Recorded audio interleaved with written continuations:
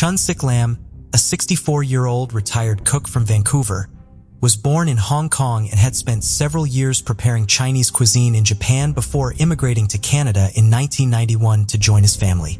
Known for his elaborate meals shared with friends and family, Chun was also an avid outdoorsman. Fishing was his favorite pastime, but as provincial regulations tightened, he sought other outdoor activities. Before we continue, Christmas is almost here, and we've got something special for you. Imagine cozying up in the comfiest Christmas hoodies, designed to bring the magic of the holidays to life. Whether it's for you or the perfect gift for someone you love, our exclusive Christmas hoodies are here to make this season unforgettable. Don't wait. These one-of-a-kind designs are selling out fast. Visit uncoverizeshop.fourthwall.com now and grab yours before it's too late. And here's a little holiday treat. Use promo code CHRISTMAS to get 15% off your order. Let's make this Christmas the coziest one yet. Link is in the description. In 2015, Chun became deeply invested in hiking, going on 2 to 3 hikes a week and carefully maintaining his equipment. He joined the Vancouver branch of the Sower Society of Education, part of Hong Kong-based Sowers Action, an educational charity. Through the society, Chun often hiked with groups, preparing meals for his companions, including one of his regular hiking partners, 43-year-old Roy Tin Hao Lee. Roy, also originally from Hong Kong, had lived in Vancouver for decades with his parents and 3 sisters. On Christmas Day 2016, Chun and Roy set out for a hike at Cypress Provincial Park. Arriving around 9 a.m. equipped with snowshoes, they planned to trek along the House Sound Crest Trail. By noon, they had reached the lookout at St. Mark's summit. This was confirmed by another hiker, who was greeted by the 2 men when they arrived there. This other hiker would be the last known person to see the 2 men. At 10 o'clock that night, a park ranger discovered Roy's car still parked in the lot. Due to frigid temperatures and an impending snowstorm, the ranger knew that if anyone was still in the mountains, they would be in serious danger. However, for these same reasons, the official search for the 2 men could not start until first thing the following morning. The weather would continue to hinder search efforts. Snowstorms created whiteout conditions, and the rescue teams endured temperatures well below freezing. Because of the conditions and the terrain, only highly skilled searchers could be used to look for the 2 men. More than 1,000 volunteer hours were spent looking for Chun and Roy. Helicopters were also brought in for an aerial search. Roy and Chun did have the appropriate equipment for their day-long hike, but not enough food or supplies to survive in the severe weather seen in the area in the days after they went missing. 2 days after they were last seen, hope for finding them alive was almost gone. The first day of improved weather the search teams had was 3 days after Roy and Chun went missing. The search was finally suspended after 5 days. The 2 men's cell phones played an important part in trying to find them. Police pinged their phones, which placed them on the northeast side of Mount Strachan. While the phones had a signal, neither man ever called for help. This could mean that they did not get lost, but rather faced some sort of that kept them from completing their hike. According to Mike Danks, the team leader for North Shore Search and Rescue, the cell phone data indicates that one of the men fell, while the other moved around trying to help him. He did not specify which man was which. It is believed that Chun and Roy most likely ran into trouble on their way back from St. Mark's summit, near the north peak of Mount Strachan. Because of the snow on the ground, they may not have realized that they were near the edge of a cliff. It is also possible that they fell when a snow cornice, an artificial ledge formed by hardened snow that they inadvertently stepped onto, collapsed. Because of a sharp drop-off, the area where they would have fallen is very difficult to search properly. The theory that the 2 men were lost on this peak was supported by new clues in the spring of 2017. A jacket, boots, and snowshoes were found in Capilano Lake. With these items was Chiansak's cell phone. Small creeks run into this reservoir from the base of Mount Strachan. It is possible that the items were brought to Capilano Lake by flowing water as snow began to melt. Roy Lee's family filed a petition to have him declared legally dead in September of 2018. In May of 2019, Chun Lam's family did the same. Neither of the men's remains has ever been found. Chun's sixth brother Mark has purchased a burial plot for him in hopes of one day laying him to rest there. Tabitha Ka was a 38-year-old mother of 6. She was a member of the Inuit community in Resolute Bay, Nunavut. According to her family, she was an adventurous cook but very cautious about her own personal safety. In 2002, Tabitha was unable to spend Christmas morning with her family, so she spent Christmas Eve with them instead. On Christmas Day, Tabitha's body was discovered inside her home. Tabitha's autopsy would find that she had both antifreeze and battery acid in her blood. The autopsy did not, however, make a determination about the nature of her death. According to the Royal Canadian Mounted Police, there was not enough information available to rule her death a homicide. Could be a medical, could be suspicious. It's very borderline, according to RCMP Sergeant Yvonne Niego. Unless there's further information that can be followed up on, it's at a standstill. Tabitha's family believes that the case is a homicide. They are frustrated with the lack of progress in the case, and Tabitha's oldest daughter, Tracy, who had just turned 20 at the time of her mother's death, is still fighting for answers about what happened to Tabitha. She does believe that the RCMP has done what they can in the case but is understandably upset by the lack of a resolution. The official investigation remains open but inactive. Montes Jones was the oldest of 6 children and a graduate of Laney High School in Wilmington, North Carolina. His mother sometimes struggled to support the family, but always had Montes, helping run the household and protect his siblings. He was quick to let people know what he was thinking and always ready to stand up for what he believed was right. In 2008, the 25-year-old was working for a tent and party rental company. He was also the doting father of 3 young children, 2 daughters and a son. While Montes was no longer with the mother of his children, Jamaica Kemp, the former couple was successfully co-parenting their children. Montes was very active in helping with the care of his children and saw them almost every day. According to his brother, Montrell, the only thing more important to Montes than his children was his relationship with God. On Christmas Day of 2008, Montes went to Jamaica's house early to help wrap presents and assemble bikes for his children. After spending the morning with them, he returned to his home in the 1300 block of Castle Street in Wilmington. Just before 4 o'clock that afternoon, he went back out again to walk to the store for some groceries. Montes was seen speaking with an American man in a black hoodie. Shots were fired and the unknown man took off running. Montes had been shot several times in the back and chest. Despite his injuries, he tried to run back to his home. He collapsed on the sidewalk before he could reach it. Montes was rushed to New Hanover Regional Medical Center and taken into surgery, but passed away during the procedure. Montes was shot on a busy street in broad daylight, leading investigators to believe that there are most likely witnesses to the crime who have not yet come forward. Montrell Jones believes that the killer is most likely someone from his brother's neighborhood, which makes it difficult for him to trust the members of his local community, since any of them could be his brother's killer. More than a decade after Montes was killed, justice has stood up and served in his case, and it most likely never will unless new witnesses come forward. If you have any conscience, or any God in your soul, just come forward. Give my family peace, Montrell Jones asked in 2018. At 5:30 a.m. on Christmas morning of 2013, a police officer heard gunshots near the intersection of Park Avenue and East 9th Street in Plainfield, New Jersey. When he and the other patrol units in the area arrived on the scene, they found a man suffering from a gunshot wound. The man was rushed to Robert Wood Johnson University Hospital in New Brunswick, but was pronounced dead after he arrived there. The man was 25-year-old Rishid Day. Rishid was originally from Newark, but was living in Greenbrick, New Jersey at the time of his death. He was employed by Amazon, working for them in their warehouses in Newark and Woodbridge. The Union County Homicide Task Force and the Plainfield Police Division launched an extensive joint investigation into the case. However, their efforts have not yet resulted in any arrests in connection with the crime.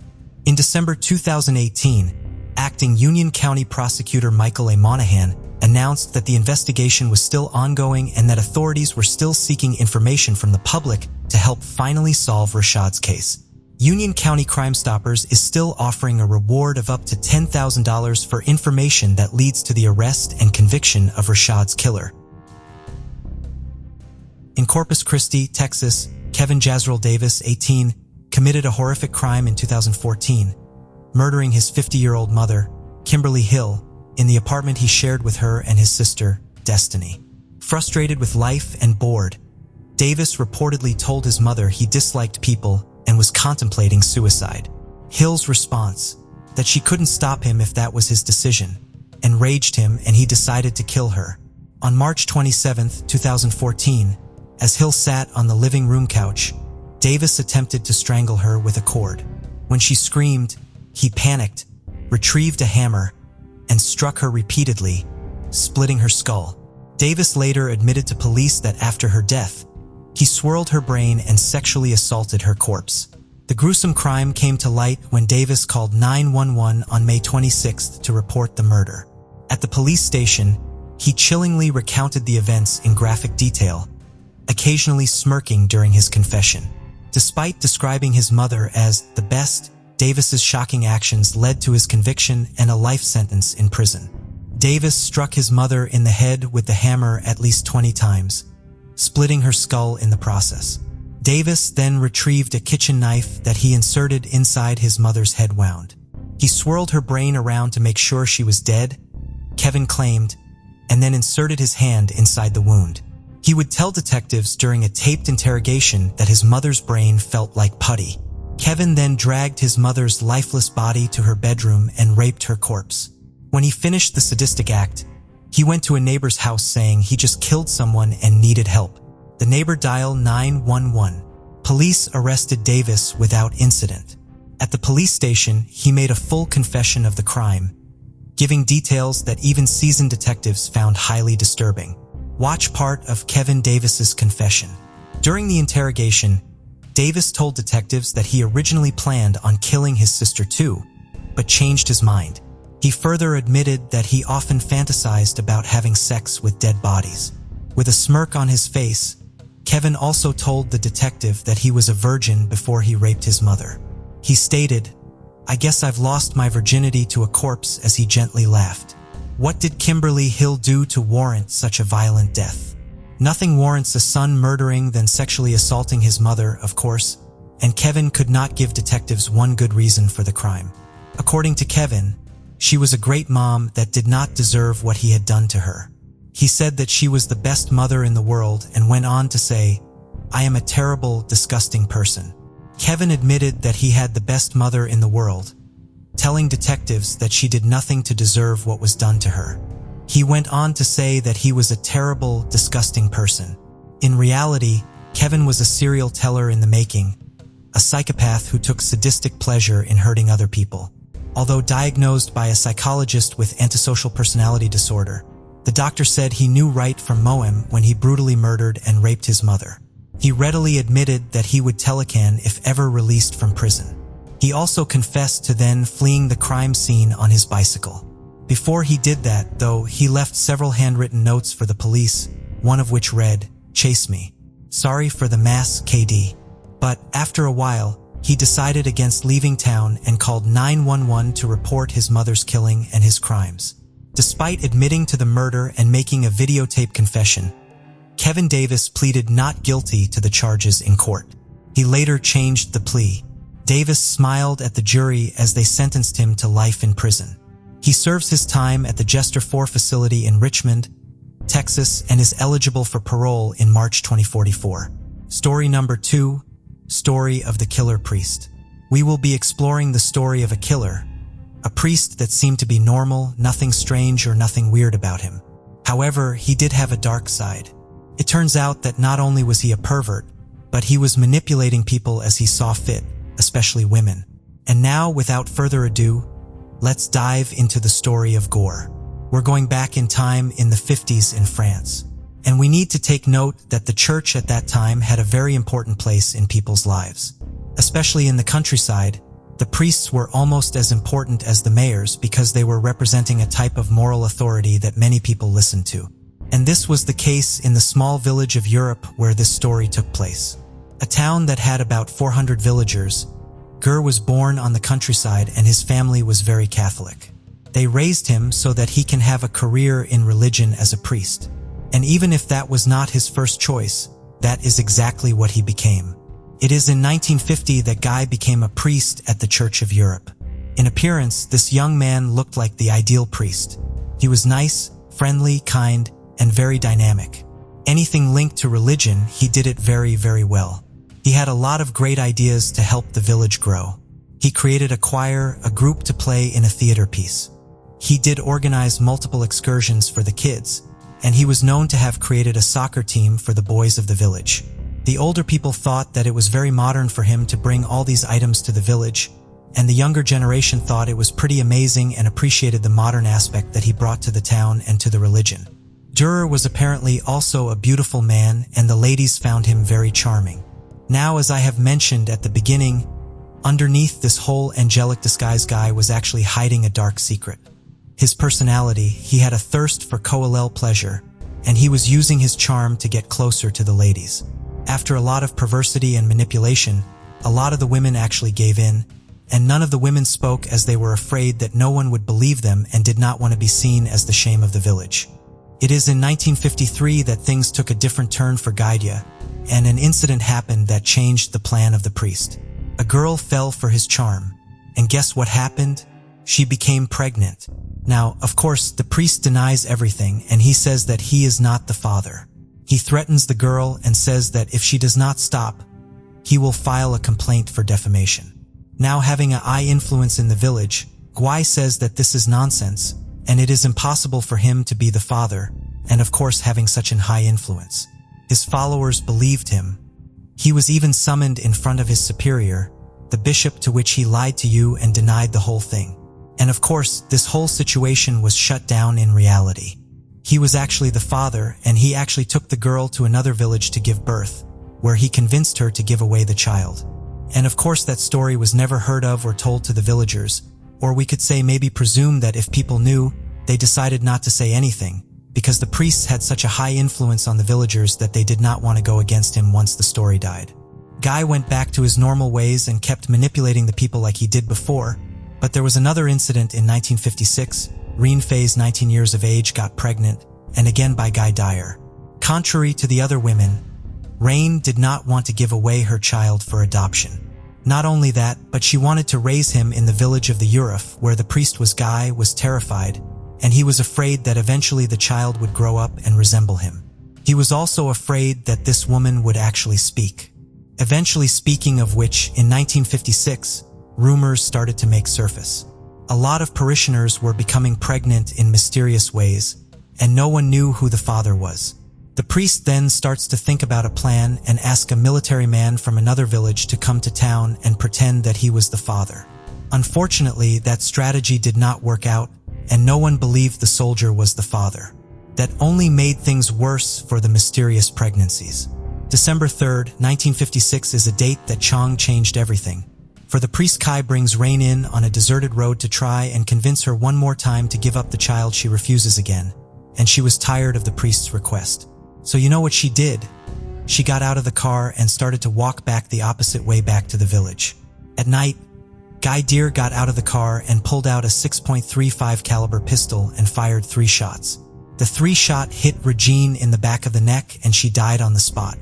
Once the crime committed, the priest walked to the victim and dressed her and took out a knife and started to open Regine's stomach. From her stomach, he removed the baby girl that was still alive. The priest committed again an act that cannot be forgiven. He strangled the baby, stabbed it, disfigured it, and he did all the thinking to himself that if the baby is massacred that way, there would be no DNA, if you want to call it that way, no DNA to trace the baby back to him. The disappearance of Regine was actually reported in the evening, and the weird part is that the priest joined the search party to find the Regine. Can you imagine that situation?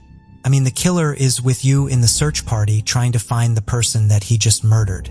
Is it just me, or that is just like twisted? The body was found very quickly, and because the priest was not an assassin, he didn't, think about cleaning up the crime scene, so it didn't take long for the cops to find the murder weapon, and they found the weapon casing that linked back to the priest. So the priest is now a suspect, and when asked during the interrogation, the priest denied everything. However, because of all the pressure he was getting, he just cracked and admitted everything. Now that story came out and everyone was devastated in France because he is now a criminal, and the church asked for Guy to be locked up with a false name so that it would not affect the church, and also the main reason was to make sure that the crime was not associated to the church. The court addressed the case of Guy de Noir on January 24, 1958. Of course, the villagers and the public opinion wanted the priest to be sentenced to death. The life of Guy was defined as a person that did enjoy luxury, sexual relations, and admired his own authority. And on his side, the priest was asking forgiveness because he had no clue what he did wrong. The jury did provide their verdict, and for most, they said that he was guilty of double murder. Of course, there was Regine and the baby. However, they did not want to sentence him to death. The jury did not want to send someone associated to the church to the scaffold. The priest Guy de Noir was therefore sentenced to perpetrated work. Now, that situation raised a lot of questions regarding the responsibility of the Catholic Church, and this is still a question that is being asked nowadays, especially for the priests who like other kids, if you know what I mean. There was an investigation that was done, and the report came out saying that the church knew the dark side that he was hiding before he was pronounced priest. His superiors noticed that he did not have a lot of faith, and he was not really a believer in Catholic religion. The investigation did show that before being priest in Europe, he was sent to Blemet. While he was there, he did have a sexual relation with his parishioner, and instead of removing his status, they just transferred him to another city. Even there, his weakness for women did not stop, as he did have multiple sexual relations. You would think that the church would revoke his status, but instead he was just transferred to Europe, where the church was isolated and his temptations might be lower. But as we have seen, this was not the case. Des Noirdes was released in 1972. After being detained for 22 years, he was the oldest prisoner of France. Once again, the church came to his help after he was released from prison.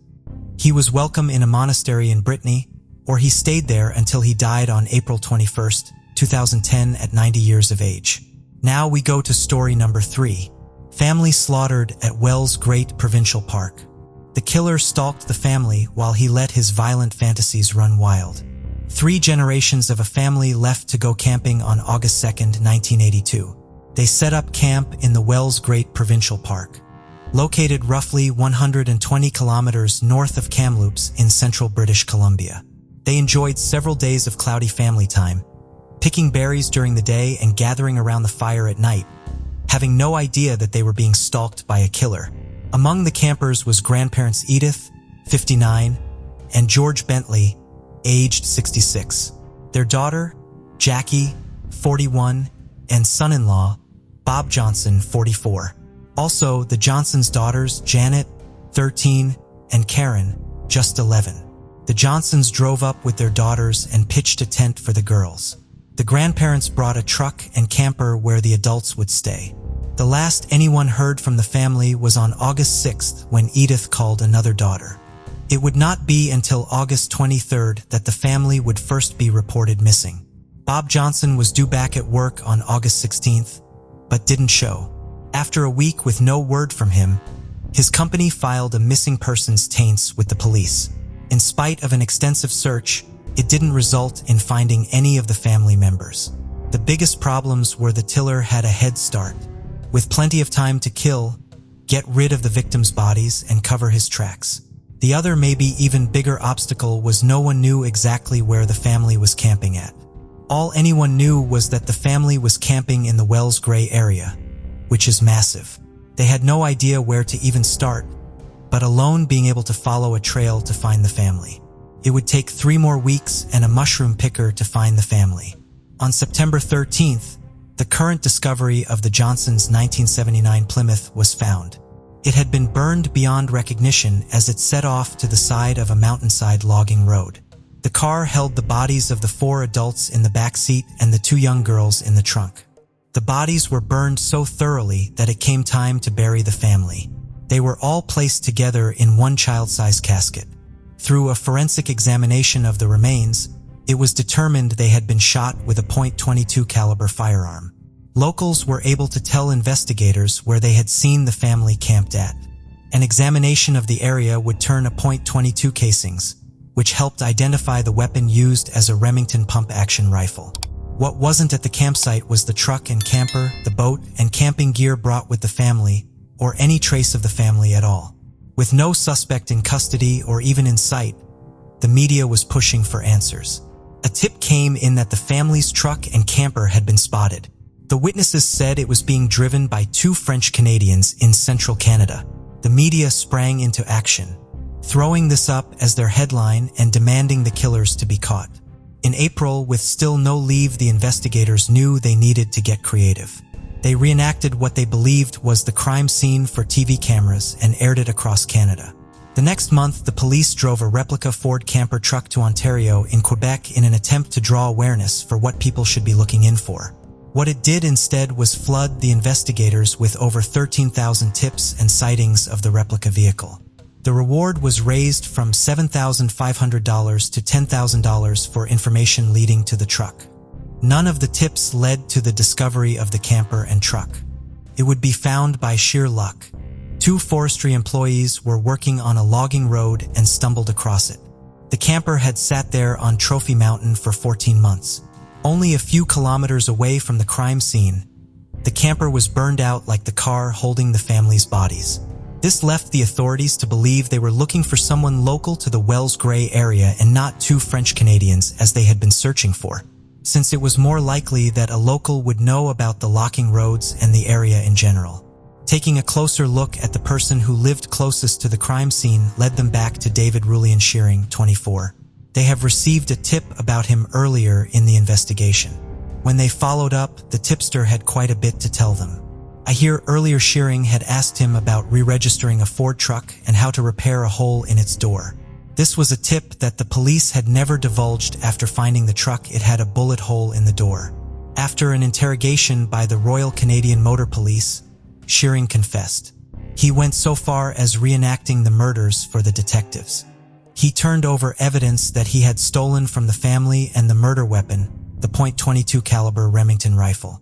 The ballistic test would prove that this was the weapon used to kill the family. The same weapon that had been hanging on his wall the very first time the authorities went to ask him about the family, right after they had been reported missing. Maybe it was because his father was a prison guard or his brother was a sheriff, but Shearing wasn't suspected when first interviewed. In his confession, he gave details of how it all happened. He had first noticed the family when he set up camp, fixating on the two young girls. Then over the next few days, he watched their every move. On the night of August 10th, Shearing watched as the adults sat around the campfire and had seen the girls go into their tent for the night. From a distance, he took out the 4 adults with sniper shots. He said he then killed the 2 girls from their tent as they slept. After he said he loaded all the bodies into the car and moved it to the logging road, then set it on fire with 5 gallons of gasoline. He then cleaned up the campground, removing the family's possessions including the camper and truck. It would only be later that he burned these as he was unable to transfer them into his name. He claimed that he killed the family because he wanted to rob them of their possessions. It wouldn't be until after Shearing was convicted that he gave his full confession of how and he had been stalking the family. It was the girls that he fantasized about having sex with that kept him interested. That's why after telling the adults he kidnapped the girls and took them to his property nearby. There he raped and terrorized them for over a week. On August 16th, the day their father was due back at work, Shearing took Taryn away from her big sister.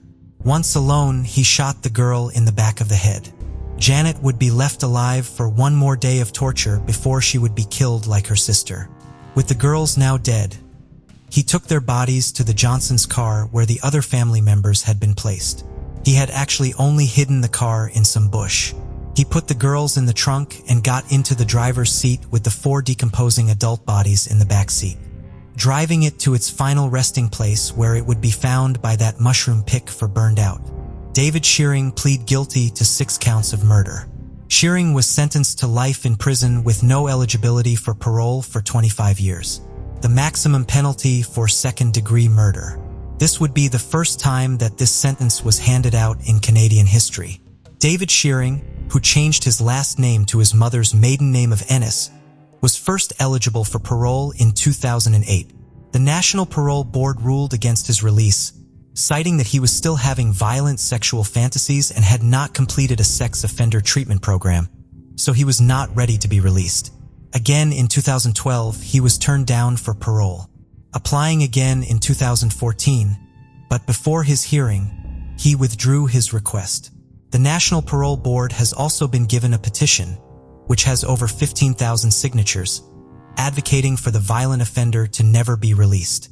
In his own words at one of his parole hearings, David tries to plea for freedom, saying this about himself: "I was very selfish. He is supported by his wife that he married while in prison, Heather." Rachelle Thomas Stubblefield had a passion for running. A graduate of Portage High School, she was a standout member of the track and field team. During her senior year, the team advanced to state-level competitions, and Rachelle contributed to a relay team that set a school record. After high school, she attended Calumet College of St. Joseph on a track and field scholarship, majoring in criminal justice with aspirations of becoming a police officer. Rachelle was also an active and enthusiastic member of her college's Black Student Union. She was quick to volunteer, had a gift for making people laugh, and was known for her loyalty and support, which helped her form lasting friendships. Her athletic career took a pause when she became pregnant, expecting her first child, a boy she planned to name Amir, due on December 15, 2015. Her due date was just 10 days before her own 21st birthday, on Christmas Day. On November 10, 2015, Rachelle attended classes during the day as normal. Later that day, she attended a women's basketball game. The game would be the last place she was seen. Unable to get a hold of Rachelle, her family reported her missing on November 12th. Police would later learn that Rachelle had told some of her friends that she was going to visit the father of her unborn son in Gary, Indiana. It is unknown if she ever actually left town. However, the case has been assigned to the police department in Gary. There has been no activity on Rachelle's cell phone or her bank account since she went missing. Police searched several locations, collected some of Rachelle's personal items, and identified a person of interest in the case. According to police, the person of interest knew Rachelle and did not wish to cooperate with the investigation. Authorities have not publicly disclosed details about their searches or the person of interest in order to protect their investigation. They believe that foul play is involved in Rachelle's disappearance. Police provided most of this information at a press conference on December 18, 2015, 3 days after Rachelle's due date. The room it was held in was almost entirely filled with members of Rachelle's family, many of them holding up photos and flyers of Rachelle for the press to see. Despite the family's best efforts to spread awareness about the case and use the media to ask the public for help, Rachelle remains missing. Family was at the center of Amanda K. Jones' life. She was the middle of 3 children and was especially devoted to looking after her younger sister. She was also very close with her parents, Bertha and Hugh Probst. In 1999, she had married Scott Jones and started her own family. She and Scott divorced in 2002, but their marriage produced the light of Amanda's life, her daughter, Hannah. In December of 2004, Amanda attended an office Christmas party held at the Hillsborough Civic Center, a popular events venue and the site of the Jefferson County Fairgrounds. There, she met Brian Westfall, who worked at the Civic Center. Amanda went home with Brian at the end of the night. According to her family, this was out of character for her, but they attributed the decision to the fact that Amanda had recently ended a relationship. In January of 2005, Amanda learned that she was pregnant.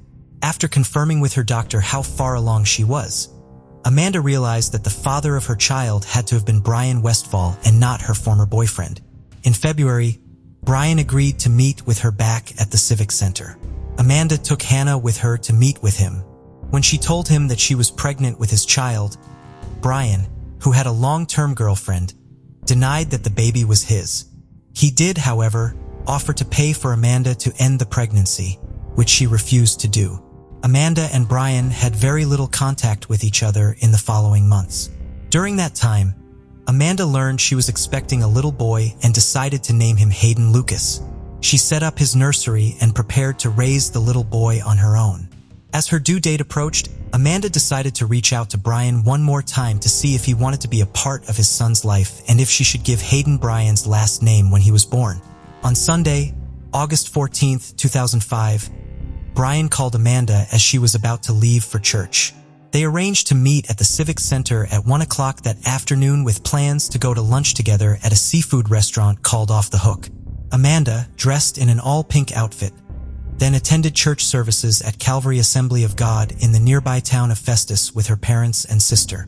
She was very happy that morning, and the pastor even commented on the glow she had about her.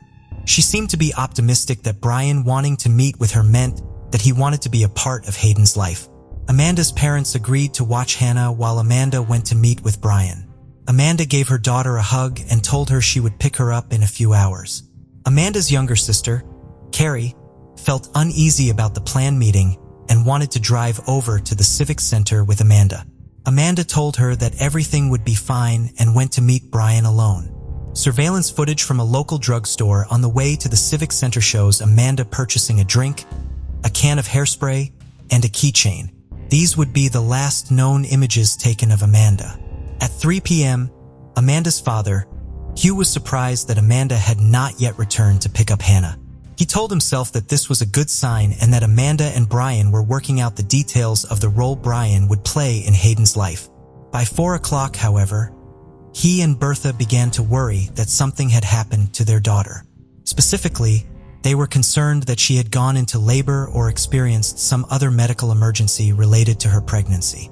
They called Amanda on both her cell phone and the landline at her house, but got no response.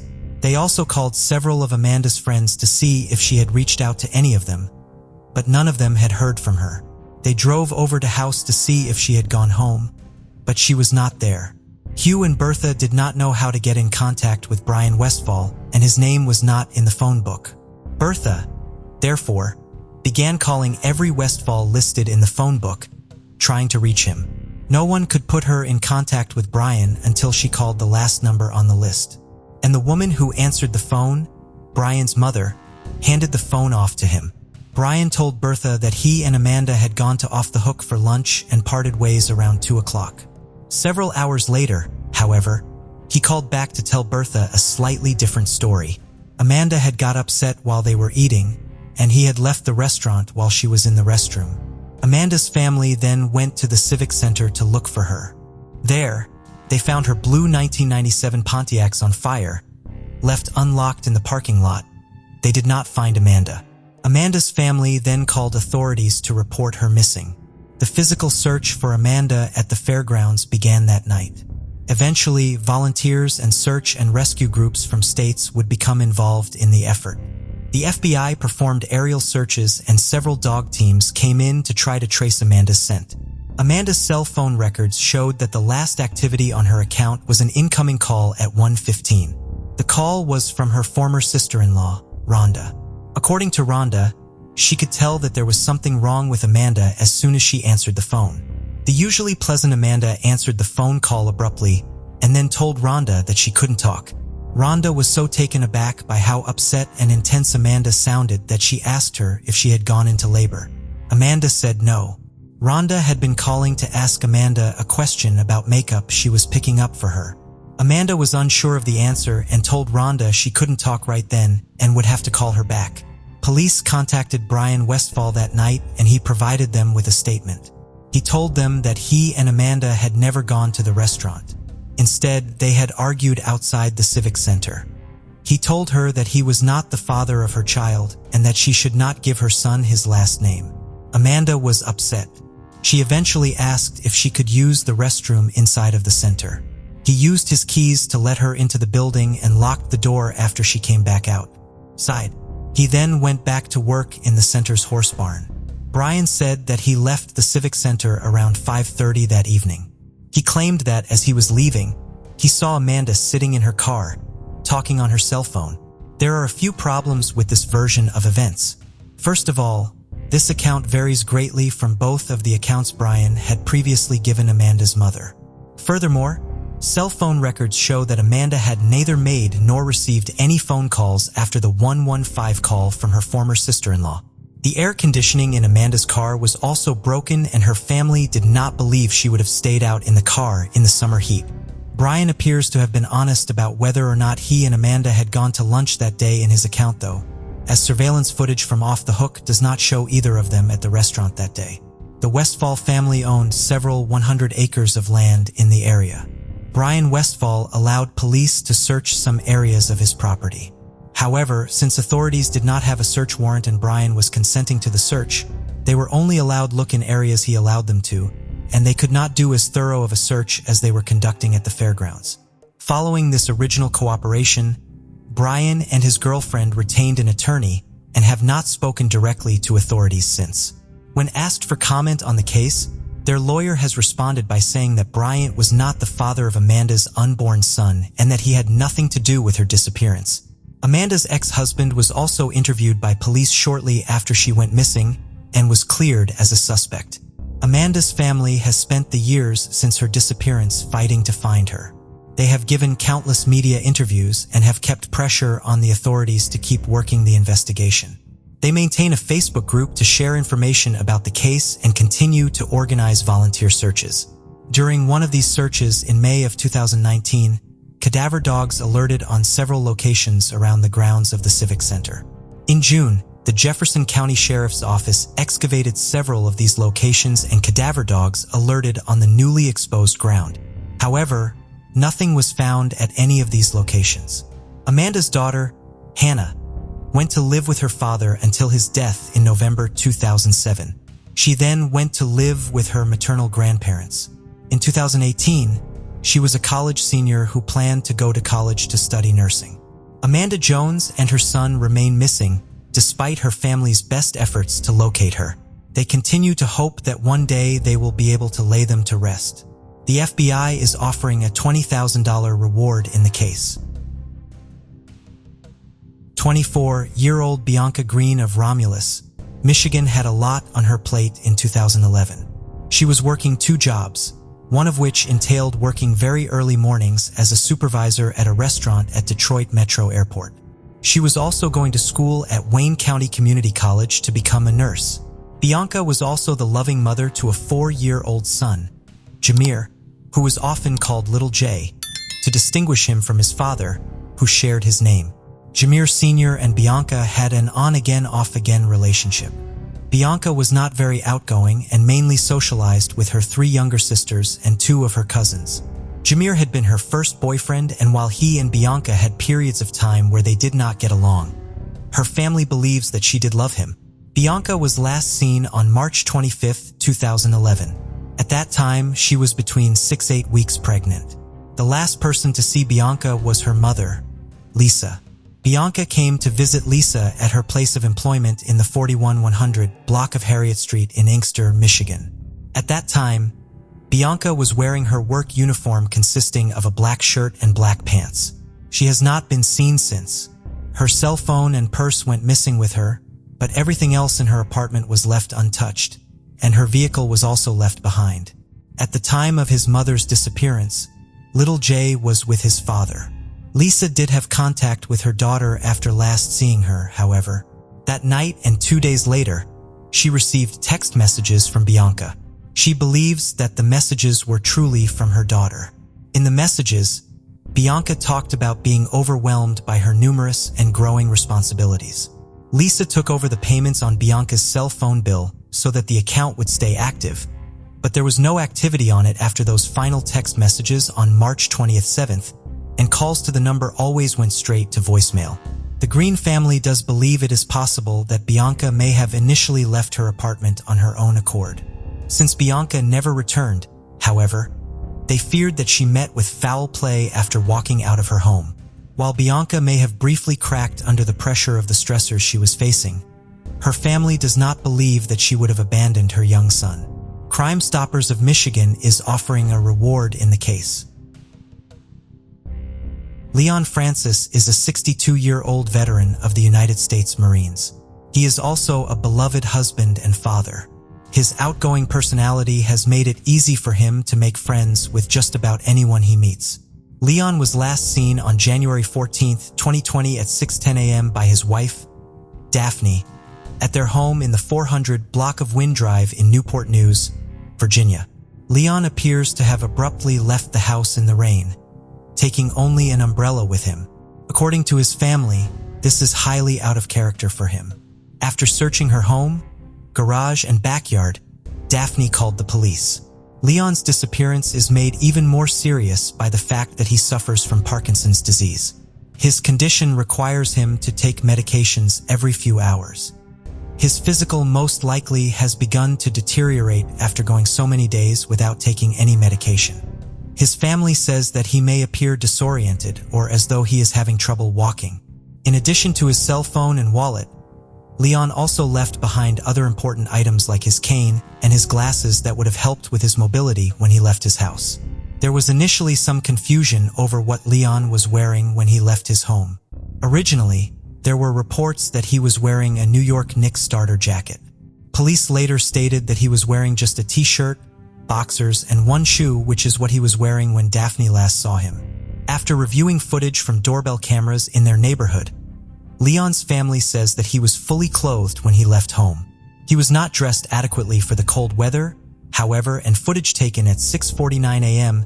appears to show him wearing basketball shorts, a t-shirt, crew socks, and sneakers, which may not match. They know he was not wearing his starter jacket as it was found at the home. Leon may also still be wearing a patient identification band from a recent appointment at the VA. Leon's umbrella was located behind a Wendy's approximately half a mile from his home. The rain that was falling at the time of his disappearance has complicated efforts to use dogs to track his scent. It is also possible that the dogs lost his scent because he was picked up by someone. Multiple law enforcement agencies, including the Newport News Police and the Virginia State Police, have been involved with the search for Leon, which has included ground searches and utilized drones to look for him from the air. In addition to all of the efforts Leon's family and law enforcement have made to find him, there has also been massive outpouring of support from his community. Volunteers have covered the area with flyers, leaving them on cars, handing them out in public areas, and posting them around the area. They have also conducted own searches, including ones in wooded areas near where Leon was last seen. Unfortunately, these extensive efforts so far have not located Leon. 81-year-old Margaret Becker, who goes by the name Helen, has been married to her husband Fred for 42 years. According to Fred, his wife is very friendly and can strike up a conversation with anyone she meets. On January 17th, Helen left the home she shares with Fred to run some errands at stores in the Southgate Plaza on US 27 South in Sebring, Florida, which was less than a 15-minute drive away. She did not come home. Surveillance footage shows that Helen arrived at the CVS at the shopping center at 4:19 p.m. She filled some prescriptions and left the store at 4:48. According to someone else in the store at that time, she appeared confused. Helen has not been diagnosed with any form of dementia or cognitive impairment. Helen is next seen on surveillance footage at 6:05 p.m. when she entered the Publix in Southgate Plaza. She purchased some bananas and left the store at 6:17. She appears unsteady in some of this footage, according to authorities. It is unknown where Helen went after leaving Publix, and it is also unknown where she was during the 77 minutes between when she left CVS and when she entered Publix. There are several other stores within the shopping center, but so far there is no evidence that Helen went into any of them that day. While Helen had a cell phone with her and an active OnStar account in her vehicle, neither of these has provided any clues as to where she or the vehicle traveled to. Authorities believe that activity at the nearby Avon Park Air Force bombing range may have interfered with Helen's GPS signals. Helicopters and small aircraft were used to search the area for Helen and her vehicle, a blue 2018 Chevrolet Colorado. While Helen lived in Florida, her truck had an Ohio license plate with tag number HOB 8214. The vehicle has not yet been located. Helen's husband and stepdaughter are doing everything they can to find her, but their efforts are hampered by the fact that they do not know where to search. Volunteers are organizing physical searches, but their search area could be more focused if witnesses who saw Helen after 6:17 p.m. on January 17th came forward or if Helen's vehicle is found. Authorities do not believe that foul play is involved in the case, but it is an open and ongoing investigation. Porter Albert of Fort Myers, Florida is lucky enough to have made it to the age of 78 without having any major medical problems or requiring any medication. Rather than requiring medical care, he instead was helping care for one of his neighbors, Chris Smith, who suffers from muscular dystrophy. For several days in the middle of January, none of his friends knew where he was. According to Chris Smith, Porter would not have abruptly left town without telling him because he knew how much Chris depended on him. Several of Porter's other friends, as well as his ex-wife, were also concerned that they had not heard from him in a few days, which was unusual. One of Porter's friends entered his home in the tropical trailer park and found Porter's cell phone and keys, but not Porter. He used the phone to call Porter's ex-wife, Diane, who lives in Las Vegas, and the two of them decided to report Porter missing. The last place Porter is known to have been is at Big Lots in North Fort Myers. The last activity on his credit card was at this store on January 21st. A police officer in Cape Coral, Florida, saw Porter's car, a silver Lexus sedan, driving east on Cape Coral Parkway. The driver made a U-turn, pulled into a parking lot, and turned off their headlights. 18-year-old Tiffany Contestable was driving the car. She told a police officer that she had pulled into the parking lot because she was running low on gas. The parking lot was across the street from a gas station. She claimed to a friend of Porter's and that she was using the car to search for him. She told the officer that she could not give him her driver's license because she had left it at home. In reality, she did not have a valid license. She was arrested for driving without a license and was released from custody later that same day. She is due in court on the charge on February 10th. Police in Fort Myers interviewed Tiffany, but have neither named her as a suspect nor cleared her of involvement in the case. She would not speak on camera with local media about Porter's disappearance, but told them that she and Porter were friends. She had gone to his home, discovered that he was not there, and took the car keys from the house which he left unlocked so that she could use his car to go look for him. Tiffany's bicycle was found inside of Porter's car. It is now back outside her home in North Fort Myers, and Porter's car remains in police custody. According to Porter's ex-wife, the stress caused by his disappearance has exacerbated their son's seizure disorder. Authorities say they have so far found no evidence suggesting that Porter is no longer alive, but Porter's friends and family fear that the chances of a positive outcome in the case dwindle as the case drags on. 70-year-old Janet Walsh lives on Dolores Drive in Shaler Township, Pennsylvania. Her daughter and son-in-law had plans to have dinner with her there on Monday, January 20th. When they arrived, however, neither Janet nor her vehicle were at the house. They spent a few hours trying to contact her, but when they could not reach her, they called the police at 8:30 p.m. Janet had lunch with her daughter and son-in-law just the day before. She seemed to be in a good mood and gave no indication that she was in distress. The last sighting of Janet was apparently at her church that same day, although the exact time of this final sighting has not been released. Janet's husband passed away just a few months ago, but her family says that she has been coping with the loss well. She had plans to begin volunteering soon. They also say that it would be completely out of character for her to just leave without letting anyone know. Also missing is Janet's vehicle, a silver 2018 Chevrolet Trax. It has a Pennsylvania license plate, number Q-6007. In addition to the Shaler Township Police, the Allegheny County Police is also investigating Janet's disappearance, which her family hopes will be solved quickly. Years have passed since Alyssa Burkett's untimely death, yet her legacy endures. Her daughter Willow has grown up surrounded by the love and care of her grandparents. Each year on Alyssa's birthday, the family gathers at her grave, honoring her beauty, kindness, and limitless love. Alyssa's memory remains alive in the hearts of her loved ones, reflected in the spirit and joy of little Willow. While the pain of her loss persists, her family finds comfort in knowing she continues to guide their thoughts, actions, and dreams for a brighter future.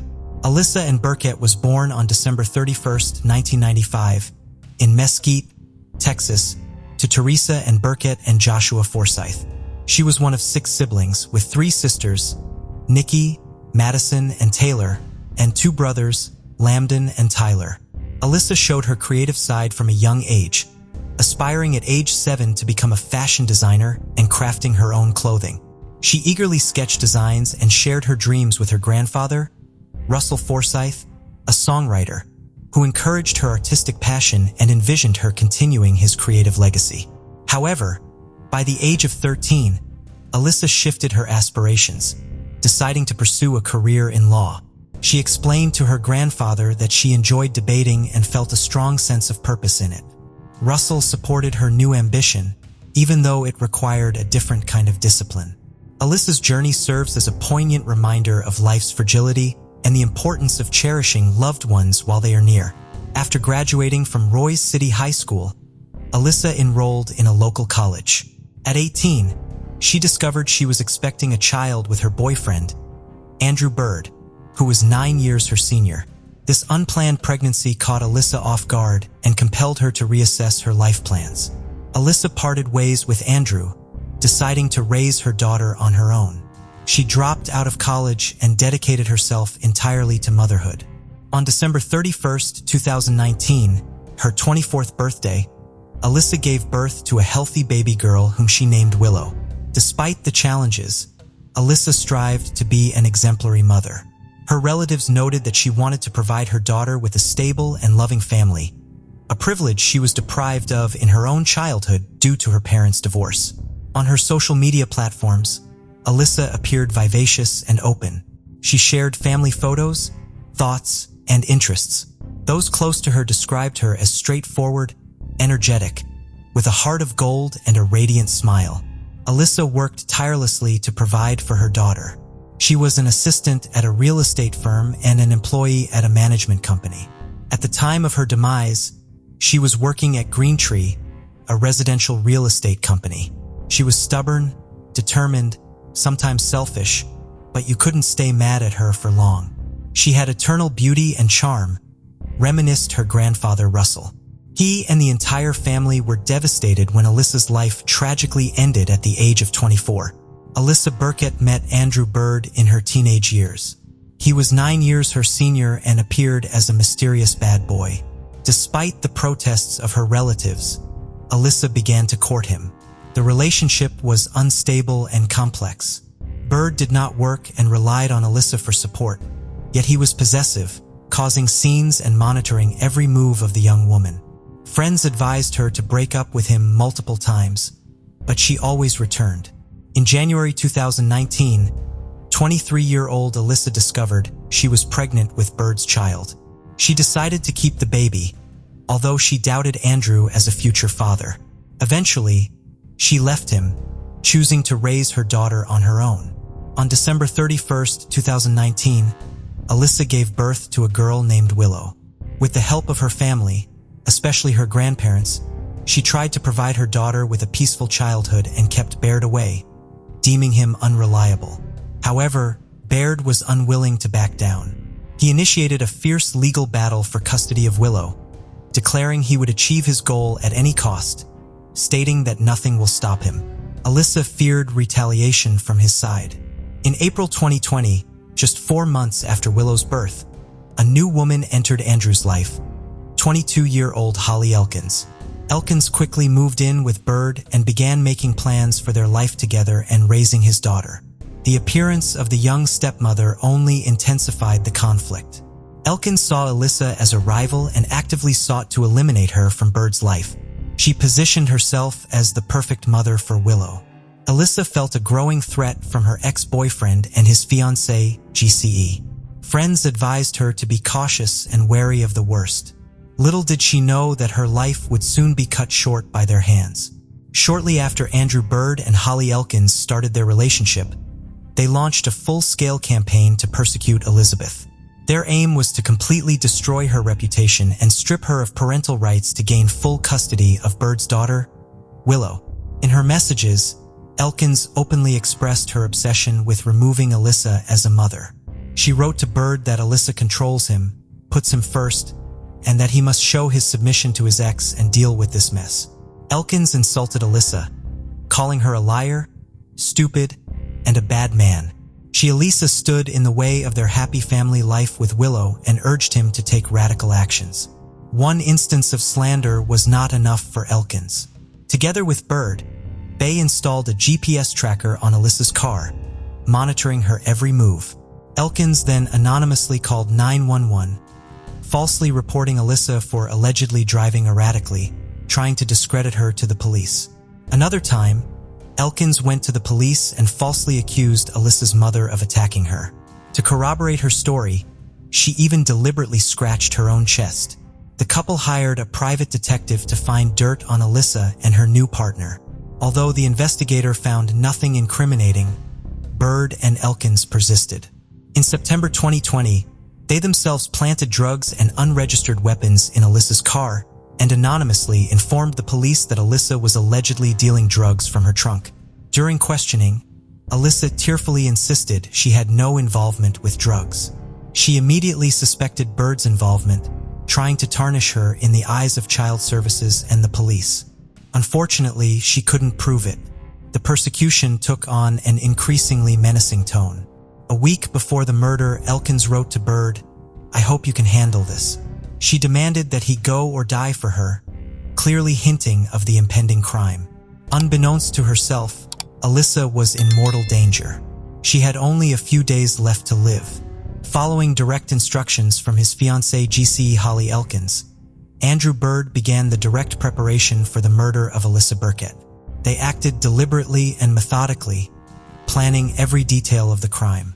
On September 10, 2020, just 3 weeks before the tragedy, Elkins accompanied Bird to a sporting goods store.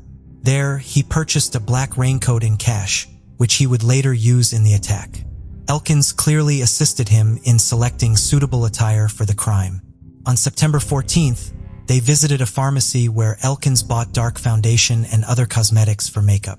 Evidently, she planned to disguise Bird to hinder his identification by witnesses. Later, the police would find this makeup in Bird's car, along with wipes containing traces of makeup. On September 19th, the couple visited a hardware store where they bought shotgun shells and a large Camillus knife. It was this shotgun and knife that Bird would soon use to carry out his vengeance on the mother of his daughter. Over the past week of September, Elkins inundated Bird with messages, goading him to put the plan into action. She wrote that they needed to deal with this go or die. Elkins explicitly stated that their relationship would be at risk if he did not follow through to the end. Receiving a clear signal, Bird got down to business. The search history on his phone shows that he began looking for information on how to remove gunpowder residue from his hands after a shot. He clearly did not want to leave any traces. 6 days before the attack, Bird bought a used black Ford Expedition advertised. He planned to use it for surveillance on Alyssa and his transportation to the crime scene. The seller later identified Bird as the buyer. A day before the attack, Bird attached a homemade silencer to his .22 caliber pistol. Although he ultimately did not use it in the attack, the mere fact of making the silencer demonstrates the purposefulness of his actions. Finally, on the morning of October 2nd, thing foreshadowed the tragedy. 24-year-old Alyssa Burkett, as usual, dropped off her 1.5-year-old daughter, Willow, at her grandmother's and headed to work at the Green Tree Homes Management Company in Carrollton. She parked her car in front of the office around 9 a.m. and was about to enter the building. At that moment, a black SUV sped towards her car at full speed. A man in a black cloak with a hood and a mask covering his face jumped out of it. In his hands, he held a short-barreled shotgun. Without giving Alyssa time to react, the attacker approached closely and shot her in the head through the side window. Alyssa slumped over the steering wheel, her face and hair drenched in blood. The killer rushed back to his car, intending to flee. However, at that moment, although fatally wounded, Alyssa managed to open the door and almost fall out of the car onto the asphalt. With some incredible force of will, she crawled towards the office door trying to call for help. A bloody trail followed her. Noticing the movement, Bird swiftly turned around. He pulled out a large hunting knife from under his cloak and lunged towards Alyssa writhing on the ground. Grabbing her by the hair, he viciously began stabbing her in the neck, chest, and abdomen. In total, Byrd inflicted no fewer than 13 stab wounds. From the injuries sustained, Alyssa died on the spot. When her colleagues, hearing the screams, rushed out to the parking lot, they found Alyssa in a pool of blood, her throat slashed. They tried to perform CPR, but in vain. By that time, Byrd had already fled in his black SUV, leaving the bloodied knife on the parking lot. Random witnesses described the assailant as a tall, muscular man dressed in all black with a mask or hood on his head. Many mistook him for an African American. At the time of the attack, Holly Elkins, according to her own words, was at home with Byrd's daughter, Willow. Thus, she had an alibi. Later, she told the police that Byrd allegedly was with her all this time, which turned out to be a lie. The brutal daylight murder in a crowded place shocked the residents of Carrollton. They were puzzled about the motives of the criminal. However, Alyssa's relatives and friends immediately suspected Andrew Byrd. They were aware of the protracted conflict between the former partners and feared the worst. Alyssa's mother, barely holding back tears, informed the police of her suspicions regarding Byrd. She recounted his threats and obsession with her daughter, the prolonged legal battle for custody of her granddaughter. According to her, Byrd had repeatedly stated that the living Alyssa Willow would not get. Thus began one of the most shocking and resonant trials in the history of Texas. A trial that made local residents rethink, seemingly, the familiar issue of domestic violence and stalking. The name of Alyssa Burkett will long be remembered as a symbol of maternal love and resilience in the face of cruelty. The investigation into Alyssa Burkett's murder began with questioning witnesses of the crime scene. Alyssa's colleagues detailed the appearance and actions of the assailant. Although he wore a mask, his tall stature and muscular build stood out. Some mistakenly took him for friends, and colleagues of Alyssa spoke of his obsession, constant surveillance, and threats. Alyssa's new boyfriend recalled that Byrd mentioned their full home addresses, although they had not disclosed this information to him. Detectives began surveillance of Byrd's house in Rowlett. Soon, they noticed Byrd, accompanied by his fiancée, Holly Elkins, and daughter, Willow, carrying suitcases and bags out of the house, clearly preparing to leave for a long time. When Byrd got into the car, the police stopped him on the pretext of lacking a license plate. During the search of the car, men's boots cut into pieces and soaked in bleach were found. Also discovered were remnants of camouflage makeup, napkins with makeup, and burnt parts of a brush for its application. In Baird's house, detectives found even more evidence, primarily batteries for GPS trackers that the criminal attached to the cars of Alyssa and her boyfriend. There was also a homemade silencer for a pistol and a whole arsenal of weapons.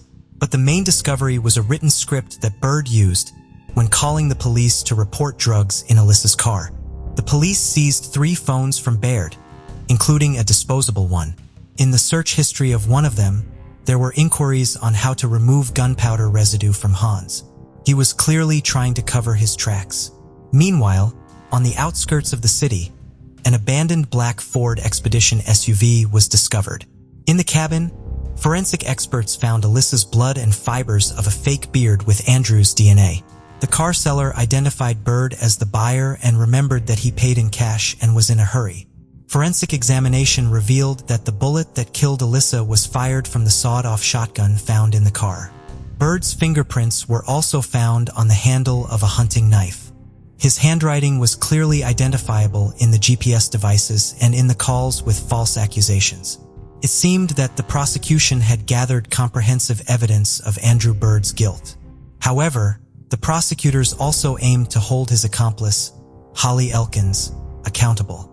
Electronic correspondence between them came to the rescue, showing Elkins' role in planning and inciting the crime.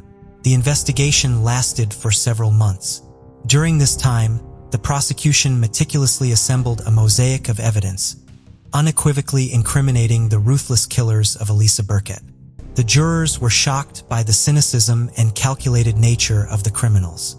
They eagerly awaited the start of the trial to deliver a just verdict. The trial for the murder of Alyssa Burkett began in June 2022, almost 2 years after the tragedy. Sitting in the dock were 35-year-old Andrew Byrd and his 23-year-old fiancée Guka, Holly Elkins. They were charged with stalking, conspiracy, and first-degree murder. From the outset, the prosecutors made it clear that they intended to seek the maximum punishment for both defendants. In their opening statement, they painted a picture for the jurors of a massive conspiracy to take the life of a young mother. The correspondence between Baird and Elkins left no doubt about the meticulous planning of the crime. A key prosecution witness was Christopher Mayo, Alyssa's boyfriend at the time of her death. He told the jurors about months of harassment and persecution orchestrated by Baird and Elkins against them. According to him, Alyssa had mentioned multiple times that Baird seemed like someone capable of killing her. Mayo recounted the phone threats, constant surveillance, and attempts to discredit Alyssa in the eyes of social services and the police. He stated that Elkins was the puppet master, directing Baird's actions. Her pathological jealousy and obsession with another's child ultimately led to the tragedy.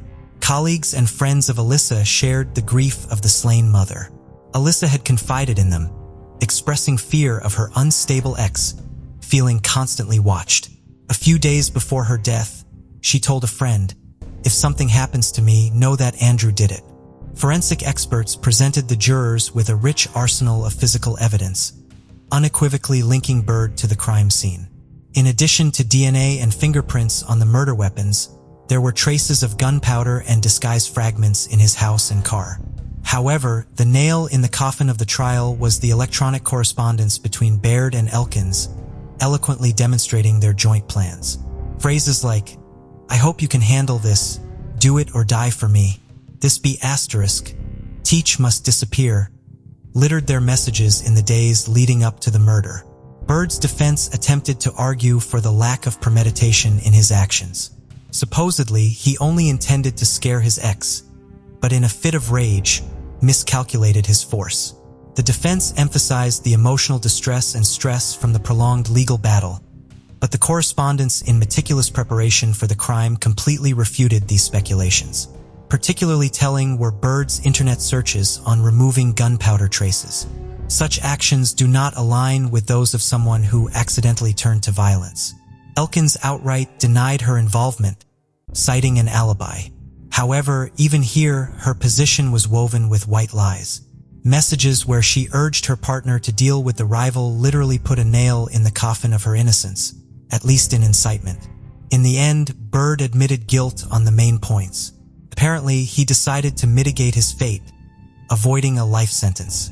He detailed, albeit quite impassively, the circumstances of the murder, his preparation, and motives. His key motive was an obsession with Willow, his daughter. Elkins stood her ground to the end. Even after the guilty verdict, she continued to proclaim her innocence and the injustice of the sentence. However, this did not help her escape a harsh punishment. In May 2023, the judge pronounced the verdict. Andrew Baird received 43 years in prison, effectively a life sentence. Holly Elkins was sentenced to 20 years for complicity. The courtroom erupted in applause. Justice, albeit delayed, prevailed. The killers of Alyssa Burkett received their due. The loved ones of Alice, with tears in their eyes, expressed gratitude to the prosecutors and jurors. "Nothing will bring back our girl, but we are thankful that the guilty have been punished, and no one else will suffer at their hands," said Alice's mother to the journalists. This tragedy will serve as a bitter lesson for all victims of domestic violence for a long time. The untimely and cruel death of Alice Burkett shook the residents of Texas and the entire America. A young mother, beloved daughter and sister, she was killed in the most despicable and inhumane manner by the hands of her former partner and the father of her child. Her story became a tragic symbol of the epidemic of domestic violence, claiming thousands of lives annually. Despite the just verdict for the killers, Alice's family does not hide. Their loss is irreplaceable. "She was a ray of light in our lives," recalls her mother Teresa, determined with a huge, loving heart. She lived for her daughter and dreamed of giving her the best. Most painful was the fact that Alice sensed the danger and repeatedly reported it to her loved ones and the police. Alas, no one took her words seriously until it was too late. Perhaps more decisive intervention could have prevented the tragedy. "She told me, 'Mom, he will kill me.' I know, but what could I do?" The police shrugged, saying, Until he does something, we are powerless, Alice's Aunt Shelley shares in tears. Particular concern arises for Alice's daughter, 2-year-old Willow. She lost her mother at such a tender age and will surely not fully grasp the extent of her loss for a long time. Custody of the girl was granted to her maternal grandparents. They vowed to do everything to ensure Willow grows up in love and never forgets her mother. Every day, I show her photos of Alice, tell her how wonderful she was. Willow is still young, but she already reaches for the pictures, caressing them with her finger. Despite everything, we will continue to live on for her, says Alice's grandmother. Teresa, and Alice's story raises uncomfortable yet critically important questions. Why do signals of domestic violence victims often go unnoticed? How can we improve the protection and response system to complaints? What prevents us all from being more vigilant about the problems of friends and family? Experts urge early recognition of warning signs of abusive relationships, pathological jealousy, control, isolation from friends and family, outbursts of aggression.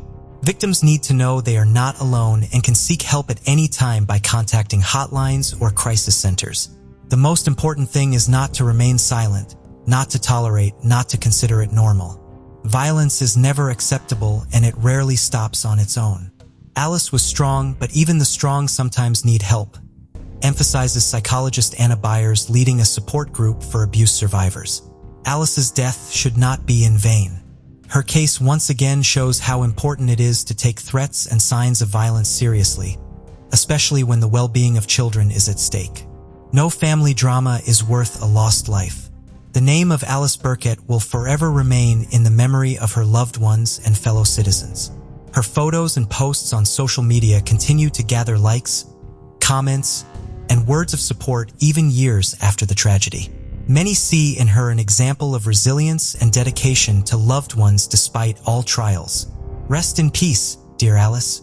You will forever remain in our hearts. We will continue your work and love Willow as you loved her. Justice has prevailed, and now you can rest peacefully. We will always remember your goodness, wilt her grandfather Russell on the first anniversary of her death.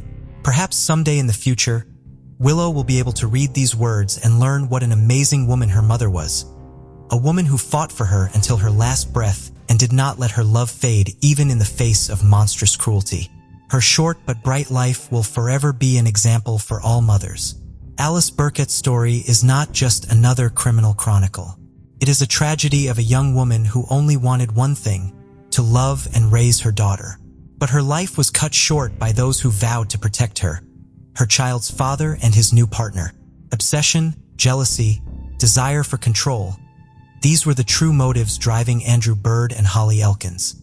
Neither pleas from Alice, nor fear of the law, nor thoughts of the well-being of little Willow stopped them. In pursuit of a sick passion, they crossed the final line. The most frightening thing is that Alice's case is just the tip of the iceberg. Hundreds of women across the country face domestic violence, harassment, and threats daily. Many are afraid to speak openly about it, considering their burden shameful. Unfortunately, the outcome of this silence can be fatal. Alice's example reminds us we must not turn a blind eye to signs of abuse in our own lives or the lives of our loved ones. Pathological jealousy is not love. Constant control is not care, and outbursts of aggression are not character. These are warning bells, SOS signals that cannot be ignored. If you have become a victim of domestic violence, know that you are not alone. There are people and organizations ready to lend a helping hand. Do not be afraid to take this step.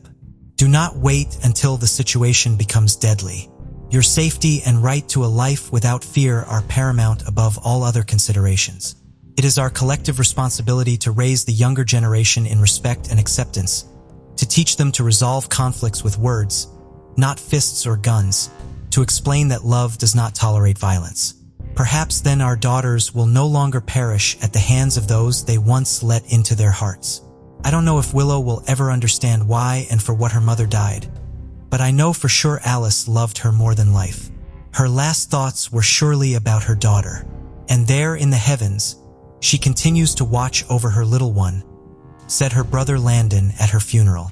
Someday, Willow will grow up and be able to read this story herself, the story of her mother's life, love, and struggle. May the memory of Alice be a source of strength and faith in a better future for her. And for all of us, a bitter lesson, a reminder, and a call to action. We owe it to her. We owe it to each other. Michelle Ray Cheney was born in Lakewood, Colorado, in February 1970. She graduated from Lakewood High School in 1988, initially planning to pursue a bachelor's degree. However, at 18, Michelle chose to take a 6-month break to prepare for the birth of her first child, a son named Michael, and care for him as a newborn. Determined not to delay her academic goals, she worked tirelessly to stay on track and earned her accounting degree from Regis University on schedule in 1992. That year brought many milestones for Michelle. After graduation, she began her career at KPMG Accounting. Later that fall, she married Brian Vanek and adopted his surname. The couple settled in Littleton, Colorado, where they welcomed 2 more children, Grant and Alexis, in the following years. Eventually, the family returned to Lakewood, and Michelle chose to leave KPMG to focus on raising her children and pursuing a new passion, supporting teen mothers. She played a pivotal role in establishing a support group for young mothers in the community. In 2003, Michelle gave birth to her 4th child, a daughter named Haley. Alongside her dedication to family and community, Michelle was an avid athlete. She trained for and competed in marathons and triathlons while also setting her sights on mastering high-altitude hiking. Living in Colorado, she was inspired by the state's 53 peaks exceeding 14,000 feet, known as the 14 Airs, and aspired to conquer these challenging summits. Michelle hoped to one day reach the summit of at least one of them. One of Michelle's friends, Eric Sawyer, had climbed 38 out of those 53 mountains. He and Michelle talked extensively about hiking one together. Michelle knew that she could not hike a 14er as a complete novice, so she spent over a year preparing for the endeavor and continuing to speak to Eric about the hike they hoped to one day take together. By September of 2005, Michelle felt prepared and made plans with Eric Sawyer to finally go on their long-discussed hike up a 14er. On September 23, 2005, 35-year-old Michelle and her husband Ben went to a sporting goods store and to a Costco to buy her new equipment for her much-anticipated hike. The following morning, September 24th, Michelle and Eric arrived at the Half Moon Trailhead at approximately 6:30 a.m. and set out for their hike by 7. For her first 14er, Michelle will be attempting to hike up the Mount of the Holy Cross, which has an elevation just barely above 14,000 feet. Eric Sawyer would later report that as he and Michelle set out that morning, he told her that he had a bad feeling about the hike.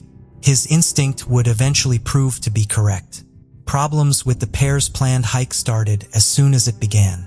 Eric accidentally left his lunch and his water purification device behind in the car. When he and Michelle got onto the trail, they made another major mistake. The pair had planned to hike up to the mountain's summit via the more popular Half Moon Trail on the North Ridge. This route is the more direct and relatively easy way to reach the summit of the Mount of the Holy Cross, making it the obvious choice for Michelle's first attempt at hiking up a 14er. However, Michelle and Eric inadvertently diverted onto the Fall Creek Trail, which meant that they would be traveling to the summit along the Halo Ridge. This route is much more difficult, and the trip to the summit using it takes much longer. It was not an ideal route for a novice hiker like Michelle. Eric eventually realized their mistake but did not turn around because he and Michelle would not have had enough daylight left to reach the summit if they walked back to get on the correct trail. He knew that they could get on their intended trail at the summit for their descent and believed that this would still get them off the mountain in time, although it would be at a later time than planned. While Michelle was in good physical condition, her inexperience quickly began to show on the more difficult trail. She lagged behind Eric most of the way up the mountain, at times falling more than 50 feet behind him. Michelle and Eric had anticipated reaching the mountain summit and beginning the hike back down by noon that day and had packed their supplies accordingly. By 1:30 p.m. they were both out of water, a result of both their longer hike and being without a water purifier. When the ridge line flattened out some 400 yards away from the summit of the mountain, Michelle told Eric that she could not continue. Eric offered to begin the hike back down with her, but Michelle told him that she would wait while he finished climbing to the summit. Eric told her to either wait there or begin to make her way towards the East Cross Creek Trail, where they could meet to begin their trip down the mountain. Eric reached the summit of the Mount of the Holy Cross at 1:42 p.m. He then called his wife to let her know that he would be home later than he had previously told her due to how far behind schedule he and Michelle were. A couple, Bill and Julia Taylor, was also at the summit at that time. They spoke to Eric briefly, but would later report that he had been in a hurry to get back to his hiking companion. Eric took a photo of the Taylors and they took one of him. After only 5 minutes at the summit, Eric left to meet Michelle and begin their descent. Shortly after Eric left the summit, the Taylors heard him yelling. They initially believed that he was calling for help. When they got closer to him, they realized that he was instead calling Michelle's name. During the brief time Eric had been away from her, Michelle Vanek had vanished. The subsequent search for Michelle would become the largest search of its kind in the history of the state of Colorado. More than 700 people, a mix of search and rescue professionals and amateur volunteers, would eventually be a part of the effort. Michelle's friends and family volunteered both to search for her and to organize the support efforts needed to feed and supply such a large number of searchers. They were also able to collect enough money to pay for extra resources to look for Michelle. A total of 4 dog teams and 5 helicopters were used in search for Michelle. Eric had taken a photograph of Michelle during their hike, and when investigators saw it, they were believed to see that she had been better equipped than they had originally believed. She had been wearing 3 to 4 layers of clothing at the time she went missing. They also knew, however, that Michelle had no water and no water purifier with her. Eric Sawyer believed that the only food she had left when he last saw her was several nutrition bars and some energy gel. Another woman had survived for 9 days in a nearby wilderness area in 1997. So even as the search dragged on for days, there was still hope that Michelle could be found alive. However, overnight temperatures dropped into the 20s, and even dressed in layers, Michelle was ill-equipped for such temperatures. 4 to 6 inches of snow fell across the area 4 days after Michelle's disappearance. This would have posed an extra challenge for Michelle, but also provided the search teams with the possibility of new clues. They hoped that if they could find fresh tracks on the mountain, they would lead them to Michelle. Unfortunately, no such tracks were found. No trace of Michelle was found by any of the hundreds of people looking for her. 3 days after her disappearance, a group of searchers found a wristwatch hung up on the branch of a tree. They hoped that Michelle had left the watch there to indicate the direction she was traveling in, and that it would be the first clue in the search. However, Michelle's friends and family were able to confirm that the watch was not hers. The lack of physical clues was both perplexing and frustrating. Typically by now, we have some sort of clue or evidence indicating some direction of travel or where she may have sheltered, Tom Cochran, the search commander from Vail Mountain Rescue, told the press. In these cases, you find a candy wrapper, a dropped glove. This girl had ski poles. Where is that stuff? On October 1st, a full week after Michelle went missing, hundreds of individuals spent the day searching for her. At the end of the day, still with no clues, Michelle's family agreed to the Eagle County Sheriff's Office and the Vail Mountain Rescue Group's plan to end the search for her. We are positive that Michelle's spirit remains in our hearts and in the Vail Valley. She now walks with God, they said in a news release. We are overwhelmed by the numbers of volunteers, their compassion, and commitment. It renews our faith in humanity. The most obvious and most likely scenarios that could have caused Michelle to go missing are, of course, her getting lost or having some sort of accident while her hiking partner made his brief trip up to the summit of the Mount of the Holy Cross. Given how thorough and extensive the search for Michelle was, the fact that she, along with every one of the items she had with her on her hike, remains missing is of course frustrating to her friends, family, and those who helped try to find her. Given the fact that Michelle was only alone for such a brief period of time and could not have gotten very far in that amount of time in the condition she was in, the experienced members of the search team were able to start their search in the most likely areas where Michelle could have run into trouble. When she was not located in any of them or during the expanded searches, the possibility that an unknown factor played a part in her disappearance was considered. There were a few things found during the course of the week-long search that could be viewed as troubling. While none of these items or details have ever been conclusively tied to Michelle's disappearance, they do potentially add to the mystery of it. For days after Michelle went missing, a group of searchers found a duffel bag with a shotgun inside of it off of the Cross Creek Trail. A few hours later, one of the dog teams searching for Michelle discovered several drops of blood in the snow south of the summit of the mountain. It was never determined if the blood came from a human or an animal. There was also an evasive man present on the Mount of the Holy Cross during the search for Michelle, whose behavior could be viewed as suspicious. Members of the search team first encountered him on the first day of the search. He was coming down the trail when they came across him, and they tried to ask him if he had seen Michelle. He refused to acknowledge them or answer their questions, and then hid from them behind a tree before finally sprinting away down the trail. Another group of searchers would later find a tent nearby. It was zipped up with a light on and a person inside. That person would not respond as the searchers tried to ask questions about Michelle from outside. Investigators from the sheriff's office believe they encountered the same man from the trail the following day. They had slightly more luck than the search teams, as they did get him to speak to them eventually. He refused to show them his but gave a name after being questioned further. It is unknown if it was his real name. While this behavior seems odd given the fact that everyone he interacted with was just looking for information about a missing hiker, authorities say they have no suspect he had any involvement in Michelle's disappearance.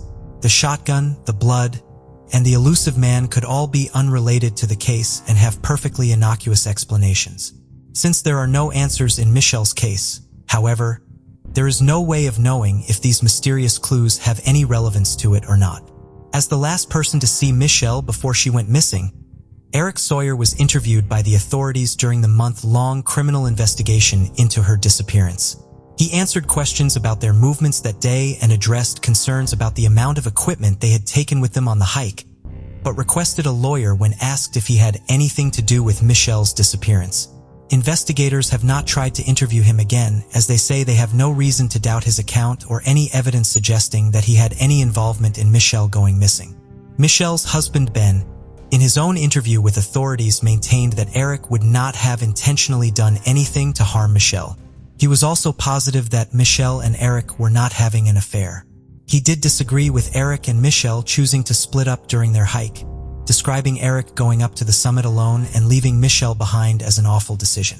This choice was also severely criticized by other experienced hikers. Michelle was the sister-in-law of a firefighter with the South Metro Fire Rescue Authority. After her disappearance, the South Metro Professional Firefighters Foundation, also known as the 2164 Foundation, began fundraising efforts that resulted in the establishment of the Michelle Vanek Scholarship. Michelle, who knew how difficult it was to finish school as a young single mother, spent much of her adult life trying to support other young women in getting their education while they were also raising their children. The scholarship created in her name is awarded to young single mothers in hopes that they will succeed in completing their education as Michelle did. Nick Massey was born in the Netherlands in 1939 and emigrated to Canada in 1957. 2 years later, he began working as a clerk for the Bank of Montreal. He was employed by them for the next 35 years, steadily moving up to positions with more and more responsibility. His various positions had him working in Halifax, Montreal, and Vancouver over the years. He was an active member of the Dutch-Canadian community and belonged to and held leadership positions in professional associations for this community. Nick married and had 2 children, but that marriage ended in divorce. In 1984, he met the woman who would become his second wife, Lisa. Lisa had also been married before and was also an immigrant, having been born in China. In Vancouver, she was working as a hairstylist. The couple met at a hair salon on Canby Street, where Lisa would cut Nick's hair. Nick did well in his banking career and eventually became the manager of the elite private banking center at the Bank of Montreal. At the beginning of 1994, he retired from his position at the bank but continued to work. He worked as a stock promoter and received a directorship at Turbidine Technologies, a publicly traded company that was developing technology to reduce emissions from diesel engines. On August 10, 1994, Nick and Lisa were invited to join some of their friends at the Symphony of Fire fireworks display over Vancouver's English Bay. They had to turn down the invitation because they had a business dinner that evening. Nick was reportedly meeting with a businessman from California who had $10 million he was considering investing in Turbidine Technologies. Nick made a reservation for 4 at his favorite restaurant, Trader Vic's in the Cole Harbor neighborhood of downtown Vancouver, for 8:30 that night for the dinner. No one showed up to the restaurant for the reservation, and no one called to cancel it. The staff at the restaurant was surprised by this. They were familiar with Nick because he was a regular customer, and it was out of the ordinary for him to fail to show up for a reservation without at least calling to cancel it. The restaurant employee who took the reservation knew Nick and was able to confirm that it was in fact Nick who called to make it. 2 witnesses would later come placing Nick and Lisa in the area of the restaurant around the time they should have been there for their meeting. Both of these witnesses knew the couple personally and claimed to have seen them on the night of 10th at the Garden Lounge at the West in Bay Shore, which was next door to Trader Vic's. The couple was allegedly there from 6:30 to 10:30 p.m. According to the witnesses, Nick was drinking a bottle of wine and was dressed in a casual jogging suit. Lisa appeared to have come there straight from work, still dressed in the clothes she wore at her job. Neither witness believed that Nick and Lisa were dressed as though they were on their way to an important business appointment. The following morning, August 11th, Lisa made 2 phone calls from her husband's cell phone. She called the salon where she worked and left a message with a coworker that she had been called away for a few days for a court case. She then called Nick's business partner to say that he would be gone for a few days. Cell phone records would later show that the calls had been routed through a repeater on Bowen Island. This means that the calls could have been made from or near the couple's home in North Vancouver, or from a fairly large area along the coast. No one saw or heard from Nick or Lisa after these phone calls. After a few days, Lisa's sister became concerned and went over to the couple's home. When she arrived, she found the front door unlocked and the security system disarmed. There were 2 plastic zip ties on the floor by the front door of the home. The couple's 17-year-old Persian cat, Spider, was alone in the home with no food. According to Nick's children, he adored Spider and would never have left him uncared for. The couple's car was in the driveway and their passports had been left behind. Their bank accounts were left untouched. While some have speculated that Nick and Lisa had entered some sort of witness protection program, the 2 main theories about their disappearance are that they met with foul play or that they staged their own disappearances. There have been numerous theories about what circumstances could have led to either scenario. Most of these theories could provide potential motives for someone to harm the couple, but could also be reasons why the couple will be fearful enough of being harmed to abandon everything and leave Vancouver. Nick's job with the Bank of Montreal had given him connections in some of the most affluent social circles in Canada, but his business relationships also gave him ties to several financial scandals. One of his associates, Fred Hoffman, conned members of Vancouver's Dutch community out of $1 million with a Ponzi scheme. He, along with more than $10 million, vanished in April of 1991. Almost a third of that amount had been taken from a retired anesthesiologist from Seattle who had been introduced to Hoffman by Nick Massett. Nick had also been a personal banker for Harry Mal. One of Mal's many endeavors had been creating the Pine Ridge Capital Group, which collapsed in 1992. A scandal arose during this collapse when $1 million worth of investors' funds went missing. Mal eventually moved to the Cayman Islands. One of Nick's business relationships also had him involved in an active legal case in 1994. Nick and Lisa went missing just before Nick was due to testify against a businessman who had been one of his former clients and was on trial for allegedly stealing $100,000. However, Nick was only an incidental witness, according to Crown prosecutors.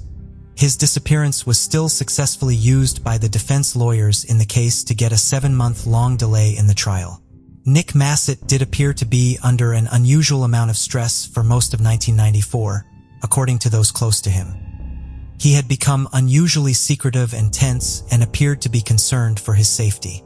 This stress was very apparent to others at a funeral he had attended just before his disappearance. He was reportedly unusually distraught and said he wanted to get out of town for a while. After Nick and Lisa went missing, authorities also learned that they had made a secret trip to the Cayman Islands in April of 1994. They had not told any of their friends or family members about the trip. During their time there, the couple set up a bank account and had their wills drawn up. Nick's son, who was also named Nick, hired a private investigator named Ozzie Cabin to look into his father and stepmother's disappearance. The two men had a falling out after Cabin came to the conclusion that Nick Sr. and Lisa had staged their disappearance. He based this belief off of statements from witnesses he would not identify and a claim that he was able to use his connections to learn that Nick and Lisa's account in the Cayman Islands had more than $100,000 in it. Other reports indicate that the account held $50,000 worth of stocks. Authorities say that they have not found any evidence that Nick and Lisa fled their home to start a new life somewhere else. While Nick's position in the exclusive private banking center of the Bank of Montreal had given him connections to politicians, wealthy businessmen, and multimillionaires, it should be noted that Nick himself was not as wealthy as his clients. His highest annual salary from the bank was reportedly $85,000. While this is certainly not a small salary and is equivalent to more than $130,000 today, Nick's assets were nowhere near those of the clients whose money he helped manage. Nick and Lisa were $101,000 in debt between their mortgage, credit card debt, and business expenses. Financial stress is of course a potential motive for Nick and Lisa to have wanted to run away voluntarily, and Nick's position in the financial community may give the impression that he could afford to do so. However, while some of Nick's clients could have certainly financed such an action, it is unclear how Nick and Lisa would have been able to do so. Financial considerations aside, Nick Massey Jr. believes that his father was too straight-laced and conservative to take the sort of risks involved with faking his disappearance and starting a new life. In 2001, he, his sister Tanya, and Lisa's sister Loretta petitioned the courts in British Columbia to declare the missing couple legally dead. Authorities also believe that Nick and Lisa were victims of some sort of crime, even though the exact nature of that crime remains unknown. On July 30th, 2019, shortly before the 25th anniversary of the couple's disappearance, the North Vancouver detachment of the Royal Canadian Mounted Police held a press conference with Nick's children, Nick and Tanya, to appeal to the public for information. Perhaps the time that has gone by would allow somebody to come forward now that otherwise might have remained silent in the past, Nick Massey Jr. said at the press conference. Nick and Tanya also announced that they were doubling the amount of the reward they are offering for information in the case from $25,000 to $50,000, despite the amount of time that has passed since they have seen their father and stepmother, and the fact that they believe them to be deceased. Nick and Tanya still hope to find answers about what became of Nick Sr. and Lisa. Everybody loses their parents at one time in their life, but then you have a funeral, and we don't have that, and that part has been extremely difficult, Tanya said at the press conference. I think it will be the greatest gift we could ever receive closure. Maurice Nifl married his wife Jean in January of 1946 when they were both just 21 years old. The couple had two daughters, Kimberly and Candace, who went by Candy. In 1958, the family moved to Hardington, Nebraska. Eventually, Maurice would become the town's mayor, but not because he ran for the office. Rather, the respected businessman became the first person in town history to be elected to the position based solely on write-in votes. After decades of helping her husband with his dry cleaning business and raising a family with him, Jean passed away in 1978. In 1983, 58-year-old Maurice was living in Sioux City, Iowa. He owned and operated 50 cleaners on West 26th Street. He had a girlfriend, Joyce Fish, who he had been dating for a few years. Joyce would be the last known person to see Maurice on Valentine's Day of that year. He left her home around 9:30 that night, driving his brown 1981 Fleetwood Cadillac. He has not been seen since, and his vehicle has never been located. Joyce and Maurice had plans for him to pick her up the following morning, February 15th, and drive her to work. Maurice never arrived. Joyce began making calls to try to him, but with no success.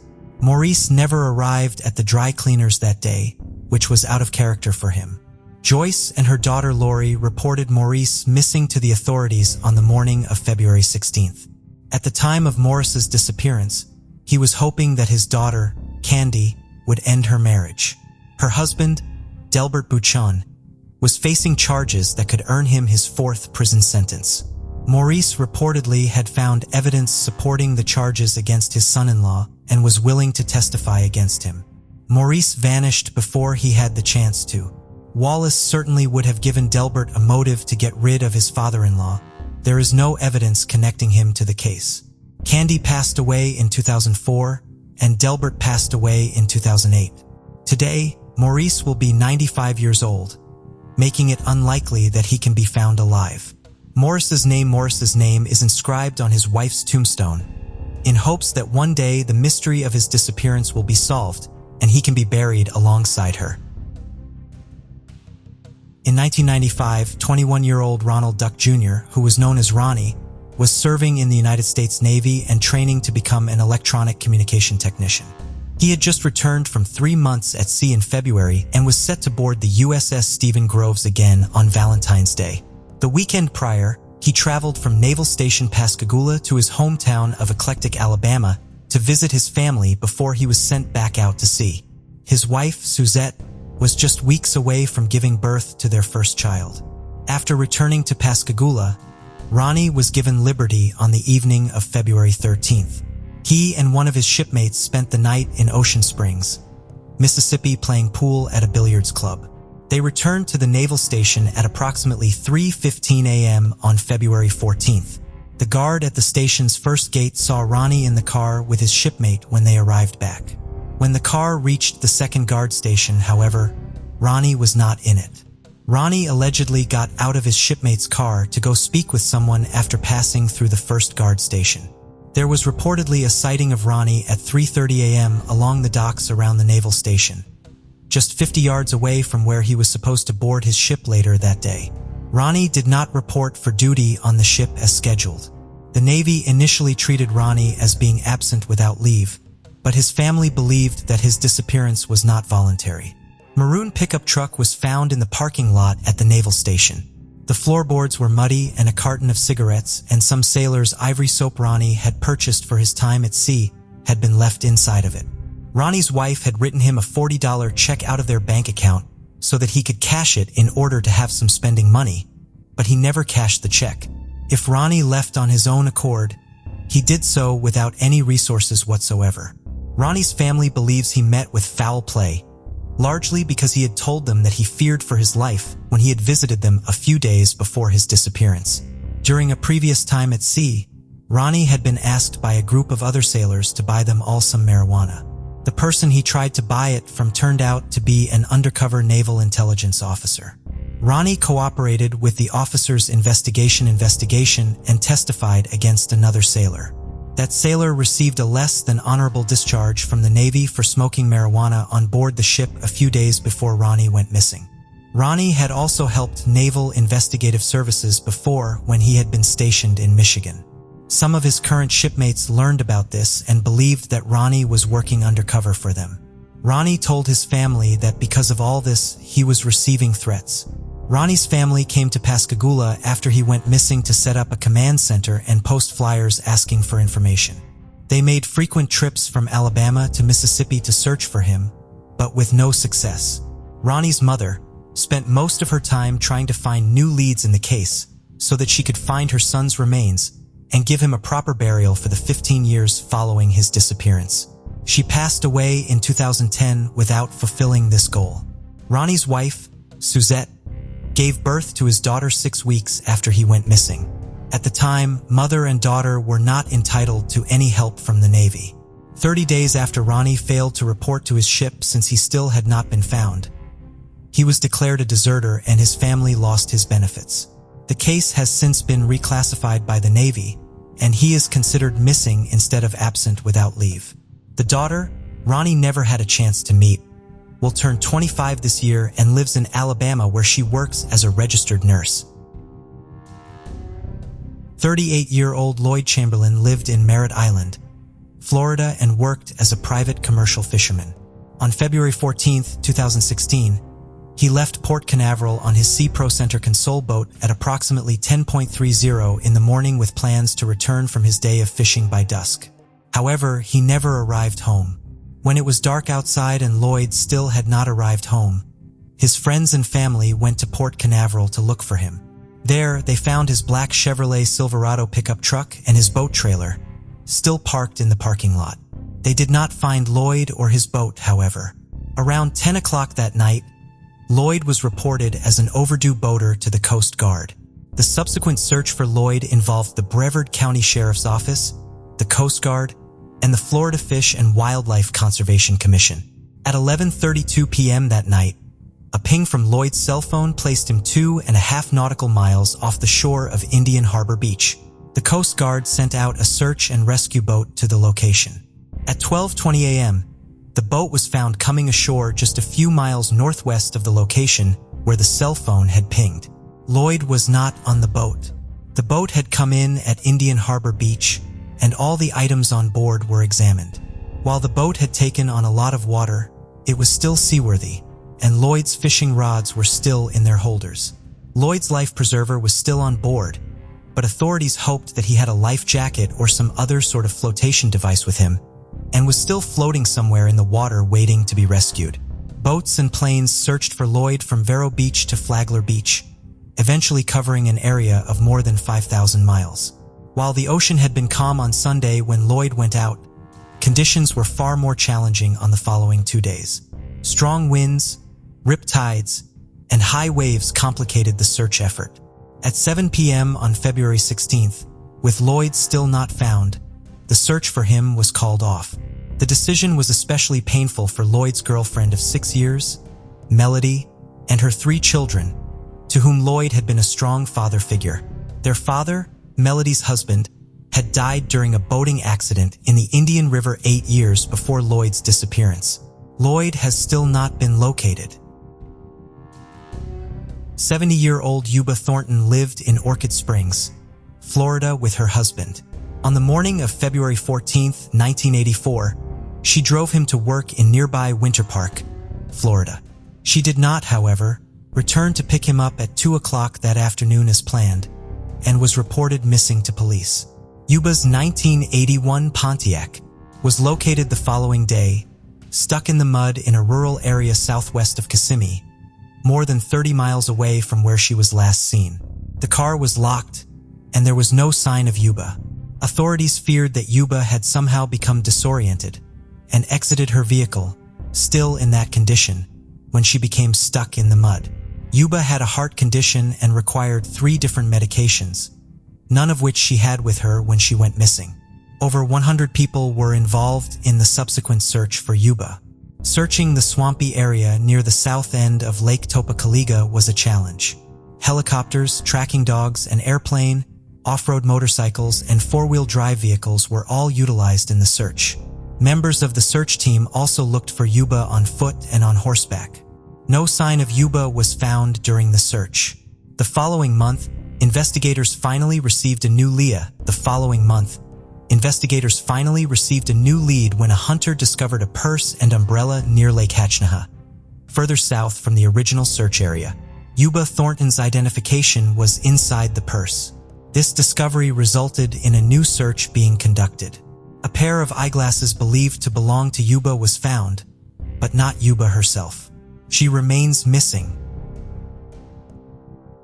Paul Krashoc served in the United States Army from 1966 until 1974. His experience in the armed forces during the Vietnam War led him to discouraging his daughter Darlene from following in his footsteps and enlisting in the Army after she graduated high school in 1985. His wife Betty Lou, fearing for Darlene's safety, also tried to talk her out of enlisting. However, Darlene was very headstrong and was determined to follow through with her plans. She did join the Army, and in 1987, she was stationed at Fort Carson in Colorado. She had achieved the rank of specialist and was assigned to the 73rd Maintenance Company. On March 16, 1987, 20-year-old Darlene and several other members of her unit went out to Shuffles, a club on South Academy Boulevard in Colorado Springs that was popular with soldiers from Fort Carson. The group spent the evening dancing and having a few drinks together. Because they had work the next morning, most of the group went home early that night, but Darlene stayed later than the rest of her friends. The last known sighting of Darlene was sometime between midnight and 1 a.m. when a witness saw her leave the club. At approximately 5:20 that morning, March 17, 1987, 2 police officers were conducting early morning business checks. Near the dumpster in the alley behind the Korean club restaurant, they discovered a woman's body. The woman was nude, save for her gray pants, which were pulled down to her ankles, and one sock. She had a black rope around her neck and a wire hanger around her head. The officers found a driver's license nearby, and it identified the woman as Darlene Krashoc. The location where she was found was on the same road as Shuffles. Approximately a mile south of it, authorities did not believe that the alley was the site of the crime. Rather, they believed that Darlene's body had just been left there. Darlene had been severely beaten, but her autopsy would show that she had died as a result of strangulation. She had also been sexually assaulted. According to those who knew Darlene, she had a heart of gold and was willing to provide help to anyone who needed it. No one could provide investigators with leads about anyone who would have wanted to hurt her or any potential motives for her murder. She was well liked in her community and had a close group of friends, but no known enemies. She had not gotten into any sort of argument or altercation with anyone at the club the last night she was alive that could have escalated into violence. Army CID and the Colorado Springs Police Department interviewed hundreds of people, both soldiers and civilians. They identified a handful of persons of interest, but were unable to make any arrests, and the case ultimately went cold. While they were unable to pinpoint an exact motive for the crime, investigators did speculate, based on the last phone conversation Darlene had with her mother, that her death may have had something to do with the Army. Just weeks before her death, Darlene was excited about her future in the Army and the opportunities it was providing for her future. However, when she spoke to her mother on the phone a week before her murder, Darlene was upset about something that was going on at Fort Carson and wanted to get away from the installation. She told her mother that she could not explain to her why she was so upset at that time. The Krashoc family worked hard on their own investigation into Darlene's case and on keeping her story in the public eye. They came to Colorado Springs to distribute flyers asking for information in Darlene's voice. I was only 20 years old. They took my dignity, my pride, and my jacket. Then, without mercy, they took my life. If you know something and think it's insignificant, you're mistaken. It's probably the missing link. Betty Lou and Paul Krashoc investigated similar crimes from all over the world, filling up their home office with files and newspaper clippings. As the original investigators retired or were reassigned, the couple would call their replacements to make sure that they knew about their daughter and were working on her case. They kept Darlene's picture with them in their Bible. Darlene's case was reopened several times in hopes that new technology would finally identify her killer. In 2004, DNA from an unknown male was identified on several pieces of evidence and on several areas of Darlene's body. Originally, only a partial DNA profile was identified from this evidence, but in 2016, a much stronger profile was isolated. Unfortunately, no match to this profile was found in local or federal databases. That same year, the DNA evidence was submitted to 2 different laboratories. It was sent to the United States Army Criminal Investigation Laboratory for YSTR analysis, which focuses specifically on the Y chromosome. The evidence was also sent to Parabon Nanolabs that December. Parabon used their snapshot DNA phenotyping program to create an image of what the contributor of the DNA may have looked like at the time of the murder, and in 2016, based on his DNA. They had no way of knowing the perpetrator's actual age, so they had to assign one. The images were generated to show the unknown male in his mid-20s, as he may have been in 1987, and in his mid-50s, as he may have been at the time the images were created. These images were released to the public in March of 2017, but despite the offer of a $10,000 reward from the Army, no one came forward correctly identifying the man in the images. In early 2019, Army CID and the Colorado Springs Police Department asked Parabon to submit the DNA profile to GED Match, an online genetic genealogy database, and try to use genetic genealogy to identify their suspect. Using this method, Parabon was able to identify several distant relatives of the individual who had left his DNA at the scene. The closest relatives were a woman and her daughter living in Wisconsin, and another woman living in Texas. These women were believed to have a 6th to 9th degree relationship to the contributor of the DNA profile being investigated, meaning they could be as closely related as second cousins once removed, or as distantly related as fourth cousins. By constructing the family trees of the relatives found in the GED Match database and comparing them, Parabon was able to narrow down what branch of their family they shared with the unknown male. Parabon was then able to identify a potential suspect found in all of their family trees, who would have shared the same amount of DNA as the person with a DNA profile from the crime scene. That suspect was 58-year-old Michael David White. White had served in the Army from October of 1979 until April of 1998, working as he had been stationed at Fort Carson from September of 1986 until August of 1987. After leaving the Army, White went to work for CenturyLink. He worked there for the next 2 decades, and eventually he rose to the position of senior network engineer. In 2019, he was living in Thornton, Colorado, just north of Denver, with his wife. He had no criminal record. On May 20th, 2019, 2 detectives went to White's residence and saw him get into his car. They then followed him to work. Later that day, they followed him as he left work on his lunch break and went to a nearby fast food restaurant. There, they watched him drink from a cup as he ate his meal. When White left the restaurant, leaving the cup behind, the 2 detectives collected it in hopes that a DNA sample could be taken from it. They also surreptitiously swabbed the door handle of White's car as another potential source of his DNA. Testing showed that Michael White's DNA matched that found at the crime scene. On June 13, 2019, 32 years after Darlene Krashoc's murder, he was arrested at his home and taken into custody on a no-bond warrant. He is being charged with first-degree murder after deliberation, first-degree felony murder, and aggravated first-degree sexual assault. White's wife told local reporters that her husband is innocent of the charges against him, and that their entire family is shocked by his arrest. Darlene's parents traveled to Colorado from their home in West Virginia to attend Michael White's first appearance in court shortly after his arrest. The appearance was only about 5 minutes long, but the trip was still worth it for the Krashocs. They returned to Colorado for a preliminary hearing in the case on October 25th. Paul and Betty Lou have pledged to make the trip to Colorado for every one of Michael White's court appearances. The Krashocs are hoping that after 32 years of freedom, White will live long enough to serve 32 years in prison. He had his probation. Now it's time to do his time, Paul told Fox 21 News. I would just tell him that I feel sorry for his mother, Betty Lou said in the same interview. He took my life away from me when he took Darlene, so I can only imagine what his mother feels knowing what he did. Michael White is currently being held at the Criminal Justice Center in Colorado Springs, and his next court appearance is scheduled for February 18, 2020. Thank you for joining us on this journey into the depths of unsolved mysteries. Cold cases not only challenge our understanding of the past, but also ignite our curiosity and determination for answers. Remember to subscribe to stay updated on our latest investigations. And if you have any information regarding the cases we've covered, don't hesitate to reach out. Together, we can shed light on the shadows of the past and bring closure to those who seek it.